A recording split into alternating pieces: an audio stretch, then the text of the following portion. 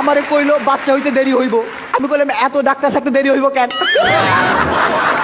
প্রয়োজন হলে আরো 2-3 জন মিলে চেষ্টা করেন। আসসালামু আলাইকুম। শ্বশুর আব্বা আমারে এসে কইলো তোমার শাশুড়ি তো টেনশনে একবারে মৃত্যু পথযাত্রী। আমি কইলাম যাত্রা শুভ হোক। এক ভদ্র মহিলা এসে আমারে কইলো আমার পোলা তো 3 মাস হইলো হাঁটতেছে। আমি কইলাম হায় হায় ওরে আটকান, বহুদূর তো চইলা গেছে। আমার বউ আমারে ডাইকা কইলো খুব টেনশন হইতেছে যদি একটা কিছু হয়। আমি কইলাম আরে একটা কিছু হওয়ার জন্যই তো আনছি। আমি কইলাম থাকো আমি বাসা থেকে আসতেছি। কইলো তার আগে তোমার শালি আসুক। আরে তাইলে যায় লাভ কি? দিদা আমারে কইলো বাচ্চা হওয়ার আগে টক খাওয়ান লাগে, এই ধর তোর বইয়ের জন্য 1 বাটি আচার নিয়ে যা। আমি কইলাম তাহলে আমারও 1 বাটি দাও। দিদা কইলো আরে না বাচ্চা তো হইব তোর বইয়ের।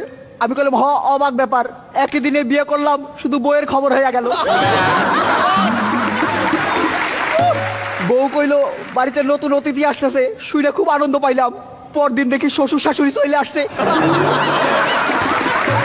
পাশের ঘর থেকে শালিকা এসে আমারে কইলো দুলা ভাই আমি কিন্তু বইন্ডে সারা রাইতে ঘুমাইতে পারি না। আমি কইলাম হ আমিও।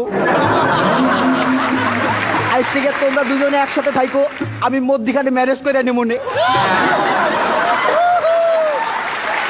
শালি কইলো আমার বোনের বাচ্চা হইব জন্য আমার খুব খুশি খুশি লাগতেছে। আমি কইলাম এইবার তোমার উচিত তোমার বোনকে খুশি করা। পরিবার পরিকল্পনার এক আপা আসছিল।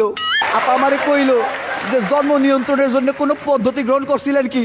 আমি কইলাম পদ্ধতি একটা গ্রহণ করছিলাম কিন্তু ওইটা নিয়ন্ত্রণের না। আপা আমার বউরে কইলো যে এই সময় ভালো মন্দ খাওয়া দরকার, আপনার কি খাইতে সবচেয়ে ভালো লাগে? আমি কইলাম ওই একটা খাবারের নাম কয়া দাও। ওইটা কইও না।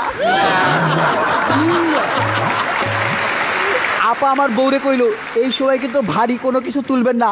আমি কইলাম আমার ওজন খুব একটা বেশি না। আমার বন্ধু আমারে কইলো আমার শ্বশুর শাশুড়ি খুব খারাপ, মাসে 2-3 বার যাওয়া আসা করে।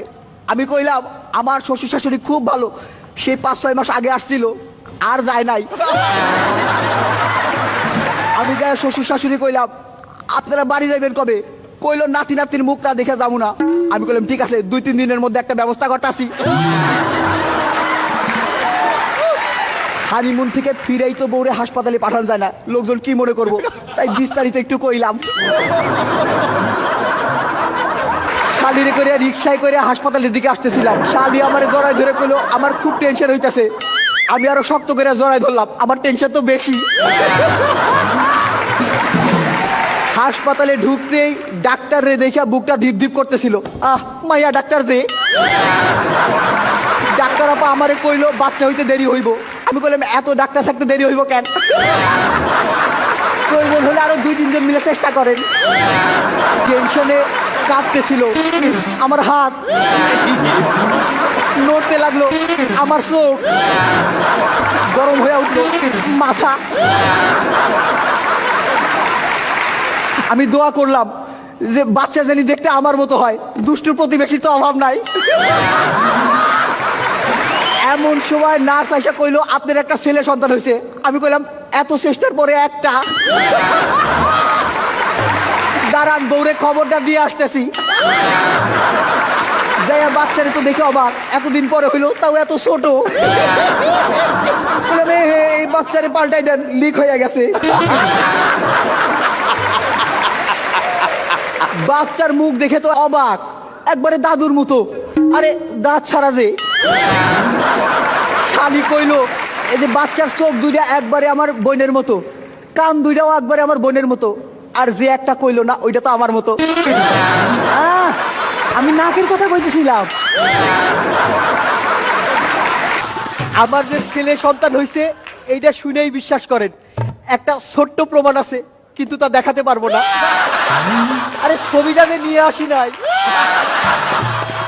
শ্বশুর শাশুড়ি কইলো একটা ভালো ছেলে খুঁজতেছি, ছোট মেয়েটার এবার বিয়ে দিয়ে দিব। আমি কইলাম আরেকটা ভালো ছেলে খুঁজেন, আমার দ্বারাও বিয়ে দিব। পরিবার পরিকল্পনার পয়সা কইলো ভাইজান এই ভাবির স্বাস্থ্য খুব একটা ভালো না, এখন আর বাচ্চা কাচ্চা নিয়েন না। আমি কইলাম তা ঠিক আছে, কিন্তু যাদের স্বাস্থ্য ভালো তারা তো আর শুনবো না।